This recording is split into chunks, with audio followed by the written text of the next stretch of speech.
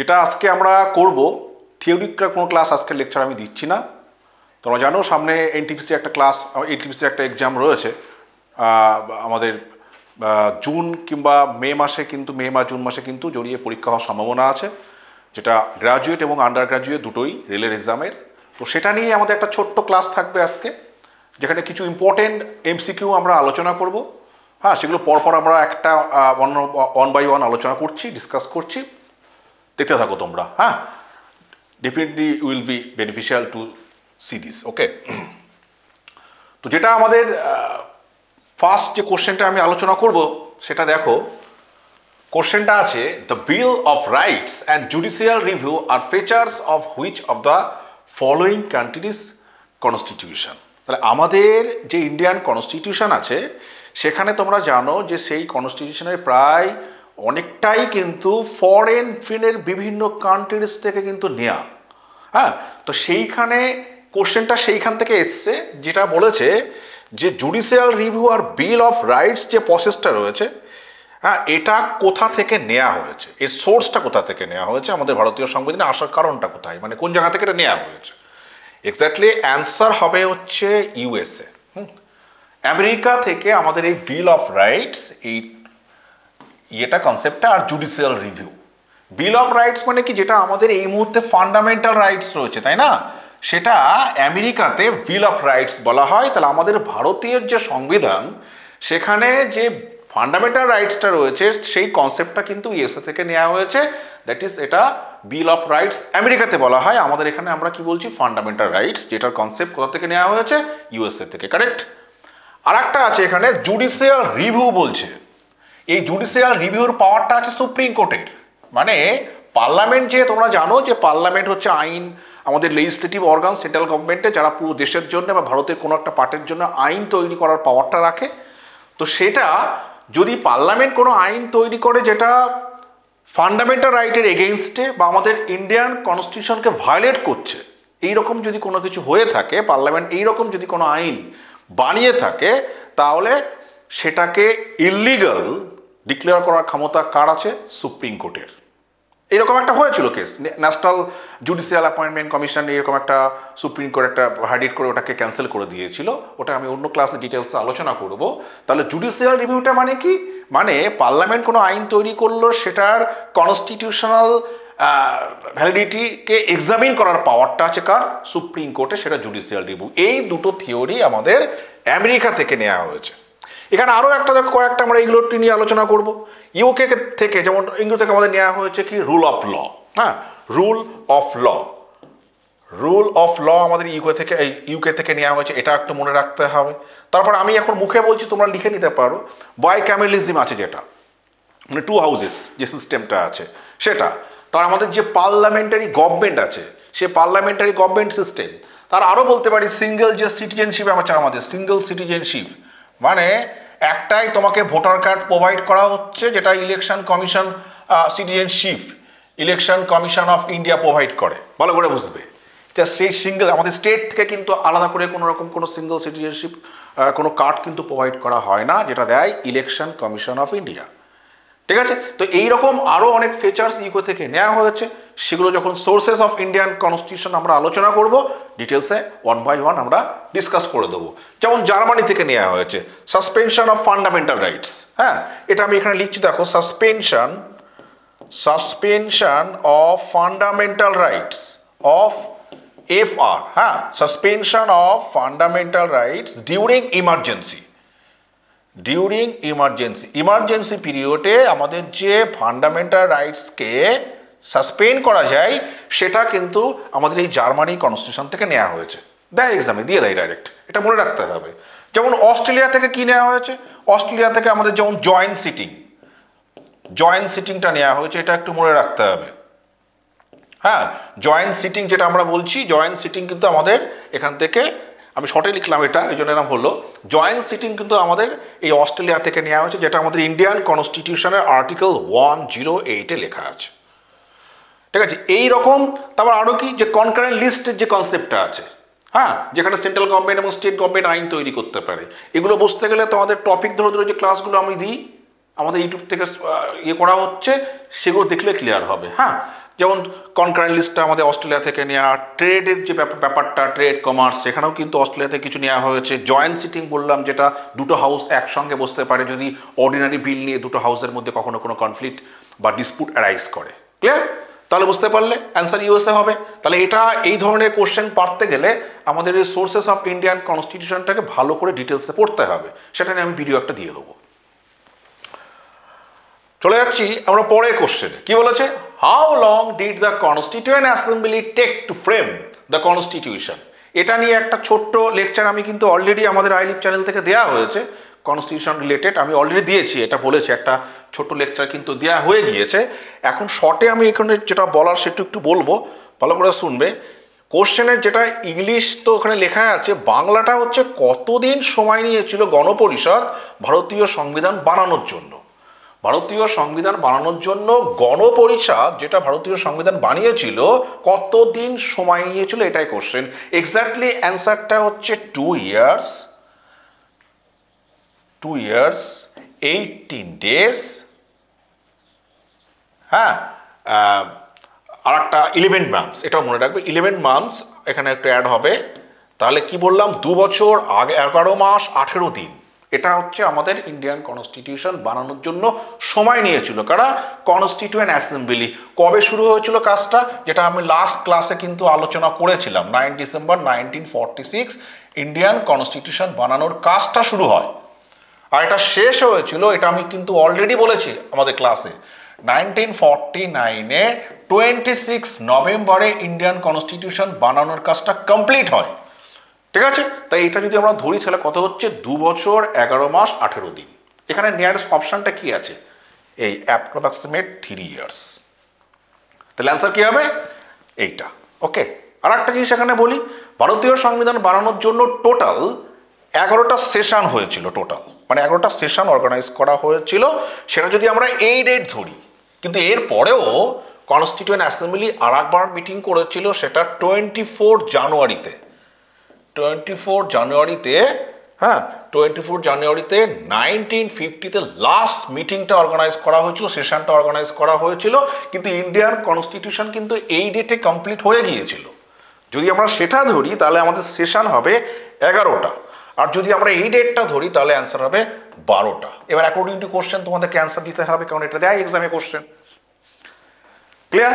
আর একটা কি, টোটাল যদি আমরা এই 11টা সেশন হয়েছিল সেটা যদি আমরা 1 by 1 কতদিন বসেছিল যদি আমরা ক্যালকুলেট করি, তাহলে অ্যান্সার হবে 165 days। টোটাল 165 দিন কনস্টিটিউয়েন্ট অ্যাসেম্বলির মেম্বাররা বসেছিল কি করার জন্য, ভারতীয় সংবিধানকে বানানোর জন্য। ক্লিয়ার? তাহলে এই ডেটের থেকে শুরু করলে এই ডেটে যদি আমরা কমপ্লিট করি, 2 বছর 11 মাস 18 দিন হচ্ছে, সব দিন তো আর বসেনি। টোটাল সেশনটা 11টা হয়েছিল। এই 11টা সেশন যদি আমরা ধরি তাহলে 165 দিন আমাদের লেগেছিল সংবিধান বানানোর জন্য, সিটিং করেছিল ওরা। ঠিক আছে? আরও একটা জিনিস এখানে ইনফরমেশন দিই, 64 লাখ রুপিস খরচ হয়েছিল ভারতীয় সংবিধান বানানোর জন্য। এটা থেকেও কিন্তু এক্সামে কোশ্চেন দিতে পারে, এটাও একটা আমাদের ইম্পর্টেন্ট ইনফরমেশন। এটা একটা। আর একটা কি, কনস্টিটিউয়েন্ট অ্যাসেম্বলির যারা মেম্বার তারা 60 কান্ট্রিজে ট্রাভেল করেছিল সংবিধান চেক করার জন্য বা বানানোর জন্য। হ্যাঁ, কারণ আমি বলেছি বিভিন্ন ফিচার্স আমাদের বিদেশ থেকে নেওয়া হয়েছে, যার জন্য ওইখানের সংবিধানগুলো কেমন জানার জন্য কনস্টিটিউয়েন্ট অ্যাসেম্বলির মেম্বাররা কিন্তু 60 কান্ট্রিজে ট্রাভেল করেছিল। ব্যাস, এই কয়েকটা একটা ইনফরমেশন আমি দিচ্ছি। চলে যাচ্ছি আমরা পরের কোশ্চেনে। পরের কোশ্চেন বলেছে, which of the following residuary powers vest in. তাহলে রেসিডুয়ারি পাওয়ার্সটা কি এটা আগে বুঝতে হবে। দেখো, আমাদের যে ম্যাটারগুলো আছে সেই ম্যাটারগুলো কিন্তু 3টে লিস্টে ডিভাইড করা আছে। যে ম্যাটারগুলো আছে, ম্যাটার মানে কীরকম বুঝছে আগে ভালো করে শোনো বিষয়টা কি। যেমন ধরো একটা এক্সাম্পল দিই, রেলওয়ে ডিপার্টমেন্ট সেন্ট্রাল গভর্নমেন্টের হাতে আছে, ডিফেন্স সেক্টর সেন্ট্রাল গভর্নমেন্টের হাতে আছে, বর্ডার ম্যানেজমেন্ট সেন্ট্রাল গভর্নমেন্টের হাতে আছে, ট্যাক্স যদি আমরা ইনকাম ট্যাক্স বলি আমরা সেন্ট্রাল গভর্নমেন্টকে দিই, তাই না? আবার ল্যান্ড রেভিনিউ আমরা স্টেট গভর্নমেন্টকে দিই, আবার স্টেট পুলিশ স্টেটের হাতে আছে, হেলথ ডিপার্টমেন্ট স্টেটের হাতে আছে। এইভাবে আমাদের 3টে লিস্টে ভাগ করা আছে। তাহলে আগে আমরা বুঝবো রেসিডুয়ারি পাওয়ারটা কি, তাই না? তো এটা বুঝতে গেলে আমাকে ওই 3টে লিস্টটা একটু বুঝতে হবে। সেন্ট্রাল গভর্নমেন্টের জন্য একটা লিস্ট আছে যেটাকে আমরা বলি ইউনিয়ন লিস্ট, স্টেট গভর্নমেন্টের জন্য একটা লিস্ট আছে সেটাকে আমরা বলি স্টেট লিস্ট, আর সেন্ট্রাল গভর্নমেন্টের জন্য প্লাস স্টেট গভর্নমেন্টের জন্য একটা লিস্ট আছে সেটা আমরা কনকারেন্ট লিস্ট বলি। কনকারেন্ট লিস্ট ইউনিয়ন লিস্টের জন্য শুধুমাত্র সেন্ট্রাল গভর্নমেন্ট আইন তৈরি করতে পারবে। স্টেট লিস্টের ক্ষেত্রে শুধুমাত্র স্টেট গভর্নমেন্ট, কিছু এক্সেপশন আছে যেখানে সেন্ট্রাল গভর্নমেন্টও স্টেট লিস্টে আইন তৈরি করতে পারে। আর কনকারেন্ট লিস্টের ক্ষেত্রে বোথ সেন্ট্রাল গভর্নমেন্ট এবং স্টেট গভর্নমেন্ট আইন তৈরি করতে পারে। ঠিক আছে, এখান থেকে কোশ্চেন দেয় সেন্ট্রাল গভর্নমেন্টে অরিজিনাল যে কনস্টিটিউশন ছিল সেখানে কতগুলো ম্যাটার ছিল, 97, মাঝখানে ওটা 100 হয়। অ্যাট প্রেজেন্ট সেন্ট্রাল লিস্টে কতগুলো ম্যাটার আছে, 98, এখান থেকেও কোশ্চেন দেয়।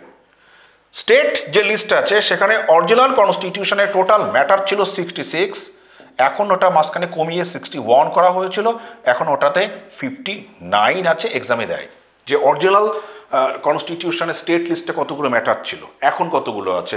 কনকারেন্ট লিস্টে অরিজিনাল যে আমাদের কনস্টিটিউশনে যেটা ছিল সেখানে 47 ম্যাটার ছিল, অ্যাট প্রেজেন্ট ওটা আছে 52।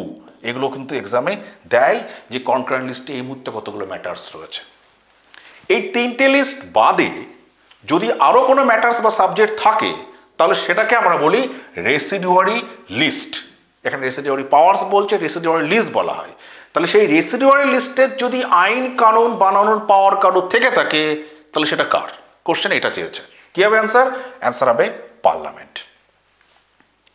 এই যে থ্রি লিস্ট এটা অনেক আগেই ভারতে শুরু হয়ে গিয়েছিল। হ্যাঁ, কবে? গভর্নমেন্ট অফ ইন্ডিয়া অ্যাক্ট 1935-এ। এটা অনেক আগে শুরু হয়ে গিয়েছিল ভারত শাসন আইন 1935 অনুসারে। তখন এখানে টপিকগুলোকে এরকম তিনটে লিস্টে ভাগ করা ছিল। ফেডারেল লিস্ট বলা হতো একটা সেন্ট্রাল গভর্নমেন্টের জন্য, একটা ছিল প্রভিন্সিয়াল লিস্ট, সেটাকে বল প্রভিন্সের জন্য, এখন যখন স্টেট ছিল তখন প্রভিন্স ছিল, আর একটা ছিল কনকারেন্ট লিস্ট। মনে রাখতে হবে যেটা সেন্ট্রাল প্লাস প্রভিন্স দুটোই ছিল, সেন্ট্রাল প্লাস প্রভিন্স দুটোই সাথে আইন তৈরি করতে পারত। এখন যখন স্টেট বলছি তখন বলা হতো প্রভিন্স। সেন্ট্রাল যে লিস্ট যেটা ফেডারেল লিস্ট বলা হচ্ছে সেখানে টোটাল ম্যাটার ছিল 59, প্রভিন্সিয়াল লিস্টে ছিল 54, আর এটা 36। এগুলো এক্সামে দেয়। এই সময় এই তিনটে লিস্টের সাবজেক্টগুলো বাদে যদি কোনো সাবজেক্ট থেকে থাকে ওই সময় গভর্নমেন্ট অফ ইন্ডিয়া অ্যাক্ট, তখন রেসিডুয়ারি পাওয়ারটা বা রেসিডুয়ারি লিস্টটা থাকতো কার হাতে? ভাইসরয়ের হাতে। এটাও থেকেও এক্সামে কোশ্চেন দেয়, এটাও একটু মনে রাখতে হবে, ভাইসরয়ের হাতে। রেসিডুয়ারি পাওয়ারটা ছিল গভর্নমেন্ট অফ ইন্ডিয়া অ্যাক্ট 1935 অনুসারে, ওই সময় ভাইসরয়ের হাতে। এখন যেমন রেসিডুয়ারি পাওয়ারটা আছে কার হাতে? পার্লামেন্টের হাতে। ক্লিয়ার? ওকে, আর বেশি যাচ্ছি না, চলে যাচ্ছি পরের কোশ্চেনে আমরা। এটা আমাদের হিস্টোরিক্যাল ব্যাকগ্রাউন্ড বলে একটা টপিক আছে ইন্ডিয়ান কনস্টিটিউশনের, সেই হিস্টোরিক্যাল ব্যাকগ্রাউন্ড থেকে কিন্তু এটা এই কোশ্চেনটা এসছে। হ্যাঁ, এটা কিন্তু দেয় এবং এটা কিন্তু ইম্পর্টেন্ট কোশ্চেন এক্সামের জন্য। সেটা চার্টার অ্যাক্ট 1833 থেকে কোশ্চেনটা এসছে। চার্টার অ্যাক্ট 1833 যে কোশ্চেন্সগুলো, যে ফিচার্সগুলো আছে সেখান থেকে কোশ্চেনটা দিয়েছে যে which of the following provisions was not provided by the charter act of 1833। তাহলে চার্টার অ্যাক্ট অফ 1833-তে যে ফিচার্সগুলো ছিল সেগুলো যদি আমরা জানতে পারি, পড়ি একটু ডিটেলসে, তাহলে কিন্তু এই ধরনের কোশ্চেনের অ্যান্সার কিন্তু ইজিলি করা যায়। যার জন্য আমাদের একটা লেকচার আমি দেবো, আমাদের যে অফলাইন ক্লাস প্রোভাইড করা হচ্ছে সেখানেও ডিটেলসে আমার এরকম নোট প্রোভাইড দিয়ে পুরোটা ডিটেলসে আলোচনা করে দেওয়া হয়। সেখানে কিন্তু এইসব ধরনের ক্লাস করলে ইজিলি এই সমস্ত কোশ্চেনের অ্যান্সার করা যায়। আচ্ছা, কি বলেছে এখানে? গভর্নর অফ বেঙ্গলকে গভর্নর অফ ইন্ডিয়া করা হয়, একদমই তাই। এটা 1833 ফিচার্স মধ্যে পড়ছে। তারপর বলেছে গভর্নমেন্ট অফ বোম্বে আর মাদ্রাস, ওই সময় যে প্রভিন্সের যে গভর্নমেন্ট ছিল সেখানে ওদের যে লেজিসলেটিভ পাওয়ার, আইন বানানোর যে পাওয়ারটা ছিল বোম্বে এবং মাদ্রাসের হাতে ওই সময়, সেটাকে কেড়ে নেওয়া হয় এই অ্যাক্টের মাধ্যমে। একদমই ঠিক, এটাও ফিচার্স। তারপরে কি বলেছে? ইস্ট ইন্ডিয়া কোম্পানিকে কমার্শিয়াল এন্টিটিতে পরিণত করা হয়, একদমই তাই। কারণ এর আগে একটা অ্যাক্ট হয়েছিল 1813, এই 1833-র আগে, সেটাতে ইস্ট ইন্ডিয়া কোম্পানিকে ওদের যে মনোপলি ছিল সেটা কেড়ে নেওয়া হয়। শুধুমাত্র চায়নার সাথে ওদেরকে মনোপলিটা রাখা হয়, বাকি কিন্তু ইন্ডিয়াতে কিন্তু মনোপলিটা সরিয়ে নেওয়া হয়েছিল। কবে? 1813-এ। এরপর 1833-তে সেটাও তুলে নেওয়া হয় এবং ইস্ট ইন্ডিয়া কোম্পানি পুরোপুরি একটা কমার্শিয়াল বডি থেকে একটা অ্যাডমিনিস্ট্রেটিভ বডিতে পরিণত হয়। তার মানে ইস্ট ইন্ডিয়া কোম্পানি যে ব্যবসা বাণিজ্য করার জন্য ইন্ডিয়াতে এসেছিল সে অধিকারটা কেড়ে নিয়ে পুরোপুরি ওটা একটা শাসনতান্ত্রিক সংস্থা বা অ্যাডমিনিস্ট্রেটিভ বডিতে কনভার্ট করে দেওয়া হয় 1833-তে। এটাও ঠিক ফিচার্স, এটাও আছে। ঠিক আছে, আর কি? এটা হচ্ছে আমাদের অ্যান্সার, কারণ পোর্টফোলিও সিস্টেম কিন্তু আমাদের এই ফিচার্সের মধ্যে ছিল না। পোর্টফোলিও সিস্টেমটা ছিল হচ্ছে 1859-এ প্রথম এটা ইন্ট্রোডিউস করা হয়। এই পোর্টফোলিও সিস্টেম কার সময়? লর্ড ক্যানিংয়ের সময়। লর্ড ক্যানিংয়ের সময় এই পোর্টফোলিও সিস্টেমটা ইন্ট্রোডিউস করা হয়, আর এটা লিগালাইজ করা হয়েছিল 1861-এর যে ইন্ডিয়ান কাউন্সিল অ্যাক্ট ছিল, ইন্ডিয়ান কাউন্সিল অ্যাক্ট, শর্টে আমি আইএসএল লিখছি। ইন্ডিয়ান কাউন্সিল অ্যাক্টে 1861-এ এই পোর্টফোলিও সিস্টেমটাকে লিগালাইজ করা হয়। করে কে? লর্ড ক্যানিংয়ের সময় হয়েছিল, স্টার্ট হয়েছিল এটা, আর 1861-এর অ্যাক্টের মাধ্যমে এটাকে লিগালাইজ করা হয়, কাউন্সিল অ্যাক্ট। পোর্টফোলিও সিস্টেমটা কি? ডিপার্টমেন্টগুলোকে অ্যালোকেট করা, হ্যাঁ, মানে ডিপার্টমেন্টগুলোকে ভাগ করে দেওয়া, এটাই হচ্ছে পোর্টফোলিও সিস্টেম।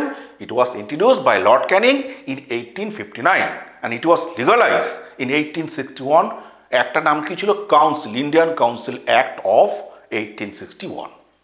বাস এইটুকু। আর একটা এখান থেকে ইনফরমেশন আমি দিচ্ছি, এখানে বলেছে যে গভর্নর অফ বেঙ্গলকে গভর্নর জেনারেল অফ ইন্ডিয়া করা হয়েছিল এই অ্যাক্টের মাধ্যমে। তাহলে সেটা কে হয়েছিল? Lord William Bentinck. Lord William Bentinck, এটাও একটু মনে রাখতে হবে। এখান থেকেও কিন্তু কোশ্চেন দেয় যে ফার্স্ট আমাদের গভর্নর জেনারেল অফ ইন্ডিয়া কে হয়েছিল। আর একটা জিনিস আমি বলি এখানে, এর আগেও কিন্তু ইন্ডিয়াকে রুল করার জন্য ব্রিটিশ গভর্নমেন্ট থেকে অনেক অ্যাক্ট পাস করানো হয়েছিল পরপর, কিন্তু এই অ্যাক্টের পর থেকে এগুলোকে অ্যাক্টই বলা হতো। তার আগে 1773, 1784, হ্যাঁ, পিটস ইন্ডিয়া অ্যাক্ট, চার্টার অ্যাক্ট 1813, এগুলোকে বলা হতো রেগুলেশনস। মানে এর পারপাসটা ছিল ইস্ট ইন্ডিয়া কোম্পানিকে রেগুলেট করা, কিন্তু ইস্ট ইন্ডিয়া কোম্পানি তো কমার্শিয়াল বডি হয়ে গেল, কমার্শিয়াল বডি থেকে পুরোপুরি অ্যাডমিনিস্ট্রেটিভ বডি হয়ে গেল। এই জন্যে এরপর থেকে এই 1833-তে প্রথম এগুলোকে অ্যাক্ট বলা শুরু হলো। এটাও কিন্তু মনে রাখতে হবে এক্সামের জন্যে। ওকে, চলে যাচ্ছি আমরা পরের কোশ্চেনটাতে। কি বলেছে? The representative of the state in the Rajya Sabha are elected by which one of the following. এটাও আমাদের যে পার্লামেন্টের দুটো হাউস আছে, যেটা নিয়ে অলরেডি আমি একটা ক্লাস কিন্তু করিয়েছি, থিওরি তোমরা জানো। সেখানে কোশ্চেন কি ছিল যে পার্লামেন্টের, মানে কোশ্চেনটা অ্যাকচুয়ালি কি, যে রাজ্যসভার যারা মেম্বার্স তারা কিভাবে ইলেক্টেড হয়। The representative of the state in the Rajya Sabha are elected by which one of the following. ঠিক আছে, ভেরি ইজি। আমি এটা আলোচনা করেছিলাম অলরেডি, যে পার্লামেন্টের যে দুটো হাউস, একটা লোকসভা আর একটা হচ্ছে রাজ্যসভা, এই রাজ্যসভার মেম্বাররা কিভাবে ইলেক্টেড হয়। লোকসভার মেম্বাররা ইলেক্টেড হয় কাদের দ্বারা? পপুলেশন, যারা রেজিস্টার্ড ভোটার, ভোটারদের দ্বারা কিন্তু ডাইরেক্টলি পার্টিসিপেট করে আমাদের এই লোকসভাকে মেম্বারদেরকে কি করে? ইলেক্টেড করে। আর রাজ্যসভার মেম্বার যারা, তারা কিন্তু পার্টিসিপেট করে কারা? এমএলএরা। প্রত্যেকটা রাজ্যের এমএলএরা কিন্তু এই রাজ্যসভার মেম্বারদের ইলেকশনে পার্টিসিপেট করে। তাহলে এই জন্য এখানে অ্যান্সার কি হবে? Elected members of the state legislative Assembly's. এটাই এক্সাম কোশ্চেন হবে, যেটা অলরেডি লোকসভার একটা ক্লাস আমি দিয়েছি। নেক্সট ক্লাস আমাদের হবে রাজ্যসভা নিয়ে, সেটা আরও ডিটেলসে বলবো। ওকে, চলে যাচ্ছি আমরা পরের কোশ্চেনটাতে। Which among the following is not a standing committee. এখানে কোনটা স্ট্যান্ডিং কমিটি না? আগে তোমাদের এই ধরনের কোশ্চেনের অ্যান্সার করতে গিয়ে আগে তোমাদের স্ট্যান্ডিং কমিটি কি এটা একটু বুঝতে হবে, আর অ্যাডহক কমিটিকে এটা একটু বুঝতে হবে। ঠিক আছে, স্ট্যান্ডিং কমিটি মানে কি? যেটা পার্লামেন্টের এমনই এক কমিটি যেটা পার্মানেন্টলি মানে 1 বছর অন্তর অন্তর এই কমিটিগুলো ফর্ম করা হয়। ঠিক আছে, আর একটা হচ্ছে অ্যাডহক কমিটি। অ্যাডহক কমিটি কি? টেম্পোরারি পারপাস, কোনো একটা স্পেসিফিক একটা পার্টিকুলার ইস্যু নিয়ে একটা কমিটি ফর্ম করা হলো, সেটা সলভ করে দেওয়া হলো, কমিটিটাকে ডিস্ট্রয় করে দেওয়া হলো। বাট স্ট্যান্ডিং কমিটিগুলো কোনগুলো? যেগুলো ইয়ারলি বেসিস করা হয় এবং রেগুলার বেসিস। তো এইখানে রেগুলার বেসিস কমিটি নয়, একমাত্র হচ্ছে রেলওয়ে কনভেনশন কমিটি। আর বাকি যে পাবলিক অ্যাকাউন্ট কমিটি রয়েছে, এথিক্স কমিটি রয়েছে, বিজনেস অ্যাডভাইজারি কমিটি রয়েছে, এগুলো কিন্তু প্রত্যেকটা standing committee. Public account committee নিয়ে অলরেডি আমি ভিডিও কিন্তু একটা দিয়েছি। এথিক্স কমিটি হচ্ছে পার্লামেন্টের যারা মেম্বার, তাদের তাদের আচরণগুলোকে অবজার্ভ করার জন্য এই এথিক্স কমিটি ফর্ম করা হয়েছিল। এটা প্রথম ফর্ম করা হয়েছিল 1997-এ। ঠিক আছে, এটা একটু মনে রাখতে হবে, এথিক্স কমিটি। 1997-এ ফার্স্ট এটা শুরু করা হয়েছিল, যেটা পার্লামেন্টের যারা মেম্বার্স তাদের আচরণগুলোকে অবজার্ভ করার জন্য, তার এগেইনস্টে অ্যাকশন নেওয়ার জন্য রেকমেন্ড করে। কে? অ্যাথেইস কমিটি। পাবলিক অ্যাকাউন্ট কমিটি নিয়ে কিছু বললাম না, কারণ এটা অলরেডি আমি কিন্তু ক্লাসে ডিসকাস করেছি এর আগের ক্লাসগুলোতে। আরেকটা আছে কি বিজনেস অ্যাডভাইজারি কমিটি, মানে পার্লামেন্টের যে লোকসভা এবং রাজ্যসভা দুটো যে হাউস রয়েছে, সে লোকসভা এবং রাজ্যসভার যে দুটো হাউসের টাইম টেবিল, রুটিন, এগুলো তৈরি করে কে? এই বিজনেস অ্যাডভাইজারি কমিটি। ব্যাস এইটুকু, এর থেকে বেশি ডিটেলসে যাচ্ছি না কারণ ক্লাসটা অনেক লং হয়ে যাবে। চলে যাচ্ছে আমরা পরেরটা বলতে কোশ্চেন এই পর্যন্তই। দেখা হবে তোমাদের সাথে পরের ক্লাসে, হ্যাঁ, ইম্পর্টেন্ট কোশ্চেন নিয়ে। Best of luck, thank you.